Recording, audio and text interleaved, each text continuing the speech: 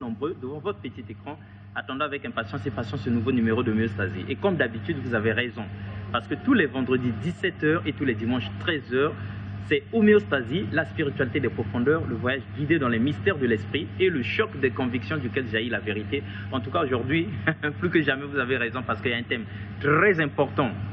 La fin du monde en 2012. Ce n'est pas d'homéostasie, la spiritualité des profondeurs, mais de la rumeur qui circule dans le monde de la spiritualité. Et pourquoi pas même les profanes dont les cheveux se sont dressés sur la tête et qui ont couru vite nous demander des explications. Eh bien, nous avons déniché pour vous l'homme qui certainement a fait circuler la rumeur et nous l'avons amené sur ce plateau pour qu'il puisse lui-même nous en dire un peu plus. Enfin, il va nous donner la teneur donc de cette information. Mesdames et messieurs, cela dit, c'est le thème donc 2012, la fin du monde, ou bien 2012, l'année eschatologique. Et pour un thème comme ça là, une pensée du jour, rira bien qui rira le dernier. Tout de suite, lu pour vous. Une parole nécessaire. Prends garde, esprit humain, car ton heure est venue. Tu n'as utilisé qu'à l'impiété le temps qui t'est accordé pour l'évolution à laquelle tu aspirais ardemment. Garde-toi de la présomption si téméraire de ton intellect. Elle t'a jeté dans les bras des ténèbres qui, aujourd'hui, renferment triomphalement leurs griffes sur toi. Lève ton regard, tu es dans le jugement de Dieu. Réveillez-vous et tremblez, vous qui, dans la stupidité et l'étroitesse de vue, adorez le veau d'or des valeurs terrestres périssables dont l'éclat trompeur vous attire comme des phalènes. C'est à cause de vous que Moïse détruisit jadis, dans la colère de la déception, cette arbre de la loi de notre Dieu qui devait nous aider dans notre ascension vers la lumière. Cette destruction fut le vivant symbole, montrant que l'ensemble de l'humanité ne méritait pas d'avoir connaissance de la volonté de Dieu, de cette volonté qu'elle repoussait par sa conduite frivole et sa présomption terrestre pour danser autour d'une idole forgée par elle-même et s'adonner ainsi à ses propres désirs. Mais voici qu'arrive la fin dans l'ultime répercussion, dans les conséquences et dans la sanction. Car c'est vous qui allez désormais vous briser contre cette volonté que vous avez jadis rejetée avec tant de légèreté. Alors, ni plainte, ni prière ne vous serviront plus de rien, car durant des millénaires, le temps vous fut donné pour réfléchir, mais vous n'avez jamais pris le temps de le faire.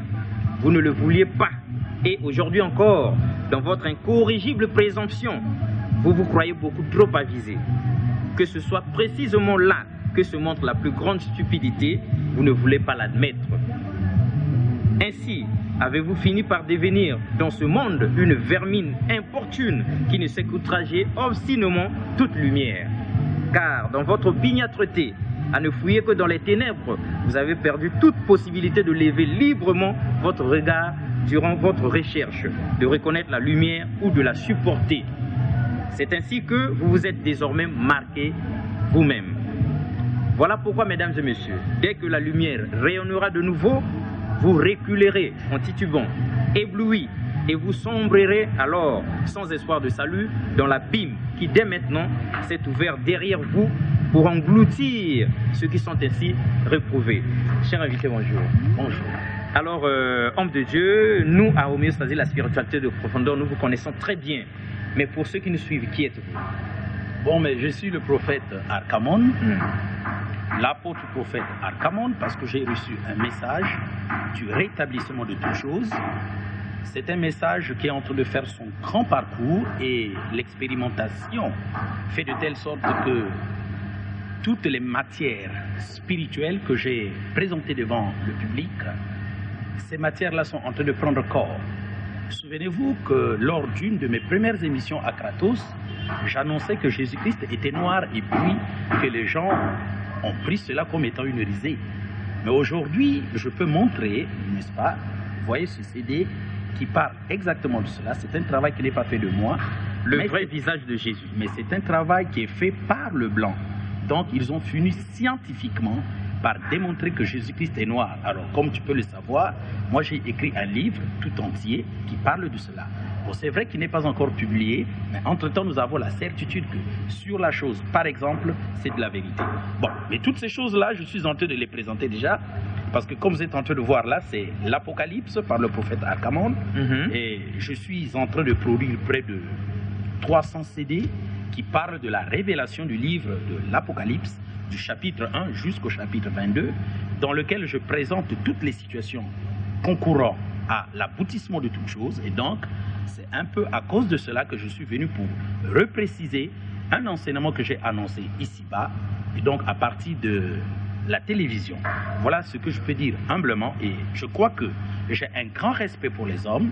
Et les hommes peuvent savoir que lorsque nous présentons de la matière spirituelle, nous savons de quoi est-ce que nous parlons. Et lorsque nous allons de l'avant, nous savons aussi où nous allons. Parce que l'Esprit du Seigneur nous guide.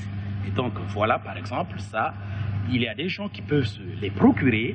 Ce sont des enseignements sur le livre de l'Apocalypse, de l'Apocalypse 1 jusqu'à l'Apocalypse 21. J'ai apporté un grand enseignement sur cela. Et même actuellement, je suis en train de faire un grand séminaire dans notre église, apportant toujours la parole de Dieu pour que le peuple de Dieu puisse connaître. Bon, c'est sûr que nous sommes établis dans 180 rue Okoyo, juste sur le croisement de l'avenue Petit-Chose.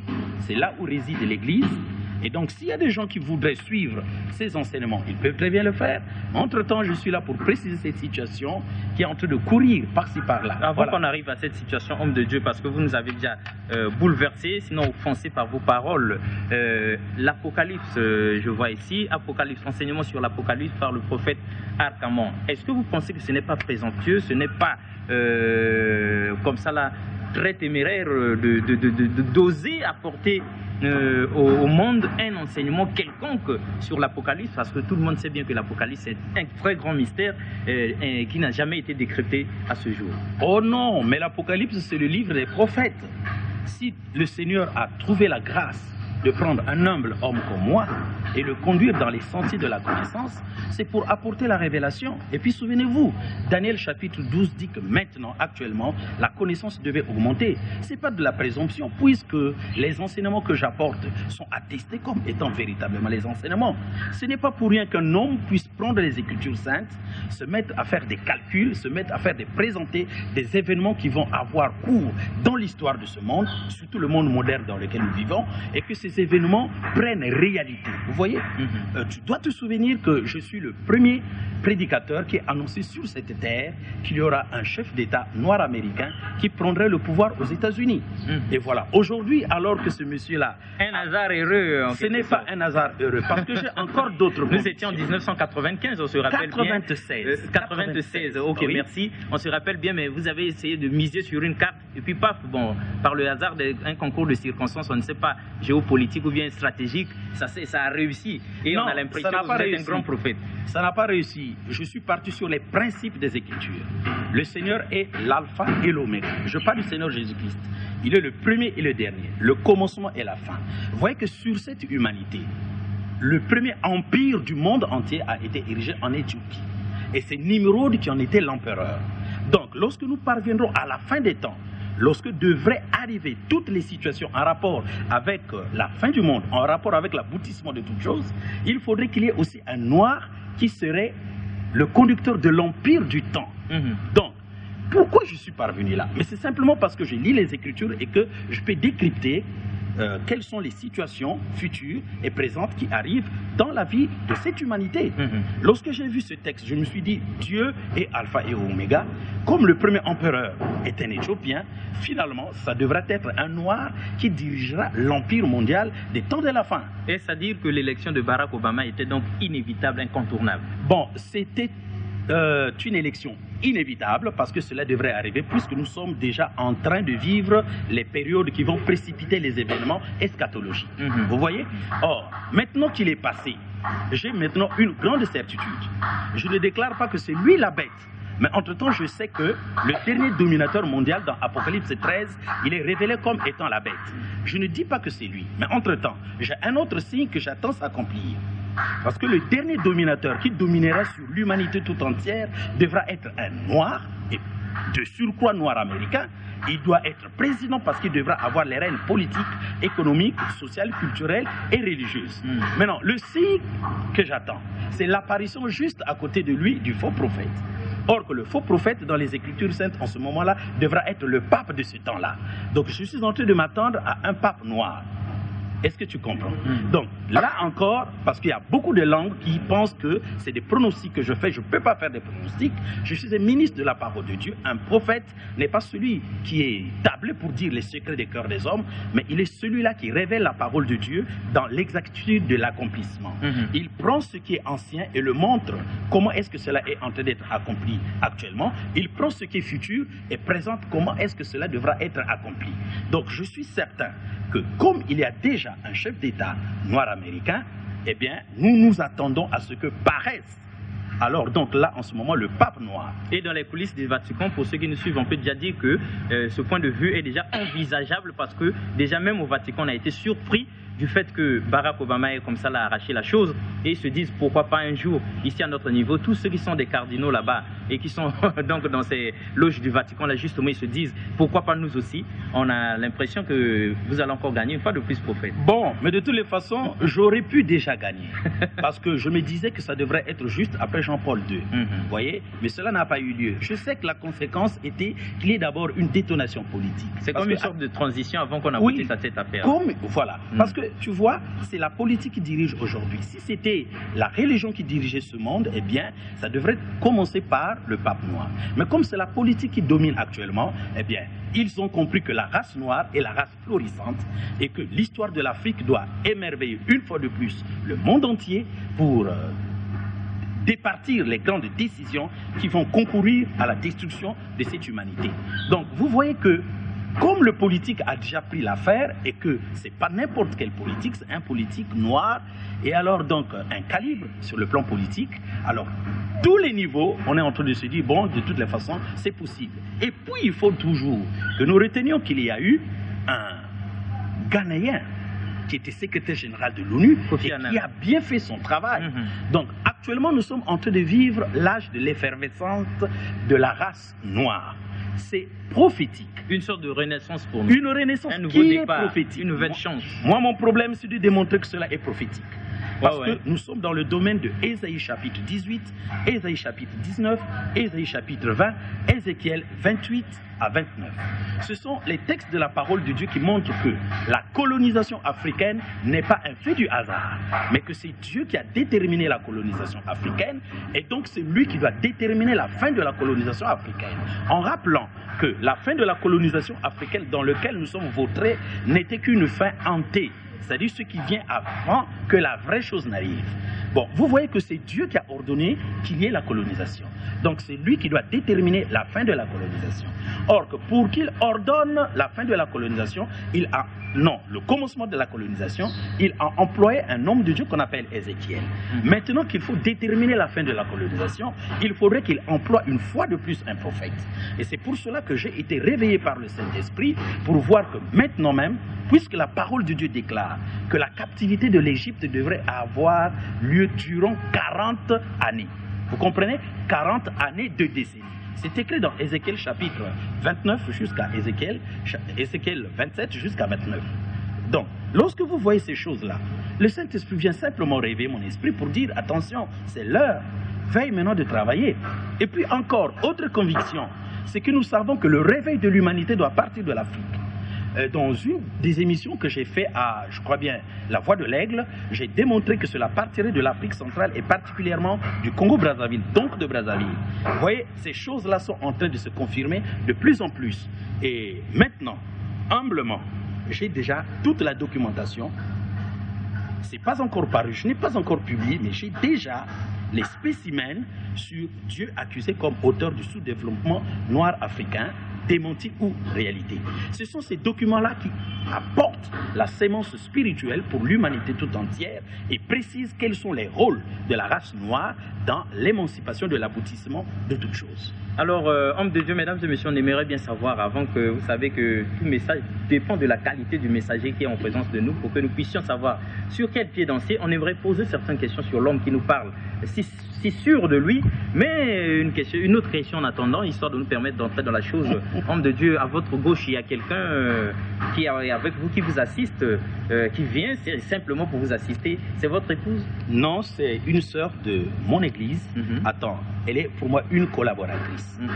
C'est que les gens n'ont jamais compris que les apôtres avaient des collaboratrices. Comme Aquilas, son épouse, était sa collaboratrice. Elle est pour moi une collaboratrice. Dans les prophéties que j'ai reçues de la part du Seigneur, je devais me rendre en Israël, prendre quelques photos dans lesquelles je dénicherais des énigmes pour m'assurer sur la réelle date de la seconde venue du Seigneur Jésus-Christ. Je ne suis pas arrivé là-bas, mais entre-temps, le Saint-Esprit l'a réveillée et c'est elle qui est allée en Israël. C'est elle qui a pris les photos que nous pouvons voir juste dans ce document-là. Et quand je les ai... Elle a donc rempli cette mission pour vous. Exactement. Et quand j'ai décrypté les photographies, je connais la date exacte de la seconde venue du Seigneur Jésus. On n'aime pas ces gens Seulement. Seulement, oui. Vous ne le saurez jamais. Ah oui, c'est tant mieux. Notre Dieu, qui est plein de bonté, m'a simplement dit de ne même pas le dire à elle, ni à mon église. Je garde cela comme ministre et quitte à recevoir les foudres de tout le monde, je ne dévoilerai pas cette date, mais je tiens à cœur que je dois simplement faire mon ministère. Est-ce que vous êtes sûr que vous connaissez cette date, l'homme de Dieu? Je suis certain. Est-ce que ce n'est pas par mesure de prudence qu'on ne nous délivre pas la date? Parce que justement par le passé, il y en a eu comme ça là qui ont délivré la fin du monde à telle année, le retour du Christ en 2000, en 2001 et finalement c'est dans l'eau. Et vous aussi par mesure de prudence, vous dites non, je garde ça pour moi, peut-être que demain je vais recevoir les foudres de tout le monde. Non, mais attends, recevoir les foudres de tout le monde, nous les avons toujours reçus. Même lorsque vous aviez dit qu'il y aurait un noir à la tête des États-Unis d'Amérique. Même avant cela, en 1996, je suis passé à la télévision congolaise, je dis en 1996, pour déclarer un ainsi dit le Seigneur. Alors, vous savez que le journaliste Obombi, dans ses méandres journalistiques, va me poser la question de savoir, vous dites prophète. Il y a des grands prophètes comme Nostradamus qui font des prophéties pour des nations, pour des États et qui réussissent. Vous, qu'est-ce que vous dites sur les élections qui vont avoir lieu dans notre pays? Je lui ai dit ceci. Dans les conditions normales d'élection dans notre nation, le civil aura son deuxième mandat. Mais il est établi, au milieu de son mandat, le militaire prendra le pouvoir par les armes. Ça fait grincer la denture de ceux qui étaient derrière en train de prendre ces choses. Mais les choses se sont réalisées, n'est-ce pas? Exactement. On a vécu la guerre du 5 juin. Comme je les ai prévus.